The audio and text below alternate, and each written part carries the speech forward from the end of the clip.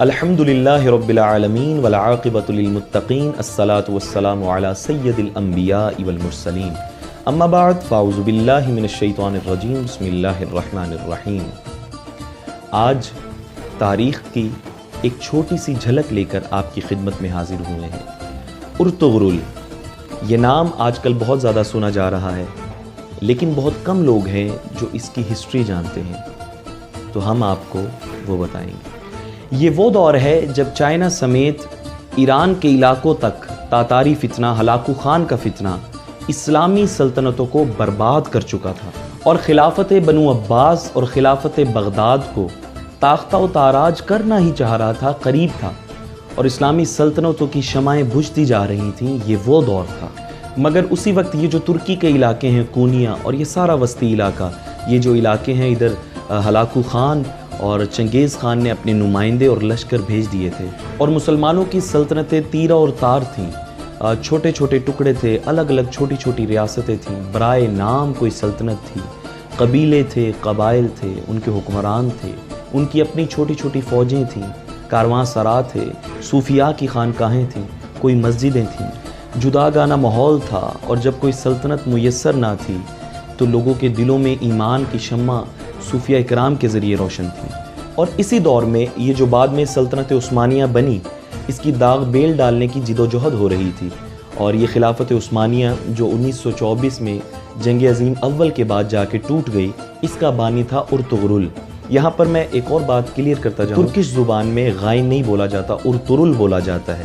لکھنے میں غائن آئے گا، لیکن بولنے میں ارطغرل بولا جائے گا۔ تو ارطغرل ایک نئی اسلام کی عالمی سلطنت قائم کرنے کی تغدو اور جد و جہد کر رہا تھا، مارکے ہو رہے تھے۔ 656 ہجری کے قریب تاتاری فتنہ بغداد آیا اور 22 سے 24 لاکھ مسلمانوں کا قتل عام کیا، اور دریائے دجلہ کئی ہفتوں تک 2.5 ملین مسلمانوں کے خون سے سرخ ہو کر بہتا رہا۔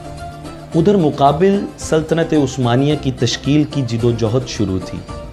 ارطغرل یہ سلیمان شاہ کا بیٹا تھا، اور کونیا ہیڈ کوارٹر تھا سلجوقی سلطنت سلطان علاء الدین کا۔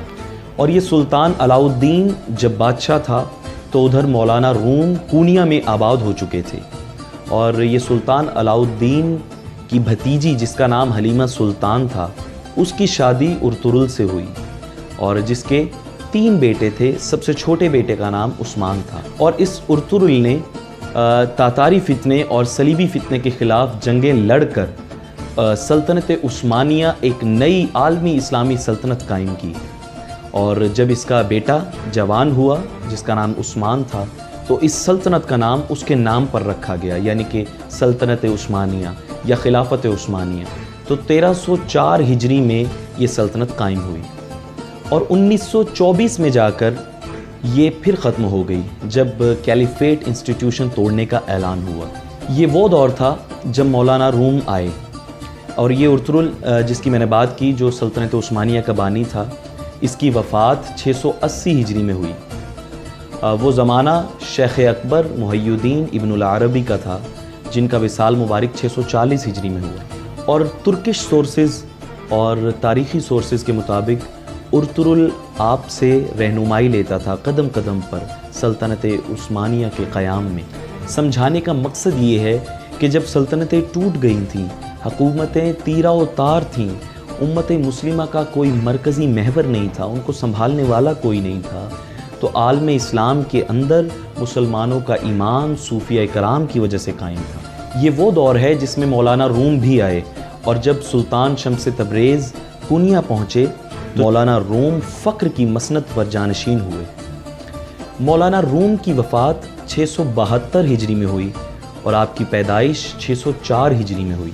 آپ کو آسانی سے بات سمجھ میں آ جائے، میں ایک مثال دے دیتا ہوں کہ حضور سیدنا غوث العظم شیخ عبد القادر جیلانی رضی اللہ تعالیٰ عنہ، آپ کا وصال مبارک 560 ہجری میں ہوا، تو حضور سیدنا غوث العظم آپ کے وصال مبارک کے ٹھیک 44 برس کے بعد مولانا روم کی ولادت ہوئی۔ یہ میں آپ کو زمانے کا اندازہ بتا رہا ہوں۔ امید کرتے ہیں باقی ویڈیوز کی طرح آپ کو ہماری آج کی جو یہ اسپیشل ویڈیو تھی وہ بھی پسند آئی ہوگی. تو اس طرح کی خوبصورت اور انفارمیٹیو ویڈیوز دیکھنے کے لیے ہمارے چینل کو سبسکرائب کرنا نہ بھولیے گا, اور ہاں بیل آئیکن ضرور دبا دیجیے گا تاکہ آنے والی ہر ویڈیو آپ کو بآسانی مل سکے. اجازت دیجیے, انشاءاللہ ملاقات ہوگی اگلی نشست میں. السلام علیکم ورحمۃ اللہ وبرکاتہ. Subscribe to my channel and also press this bell icon so you never miss any new updates.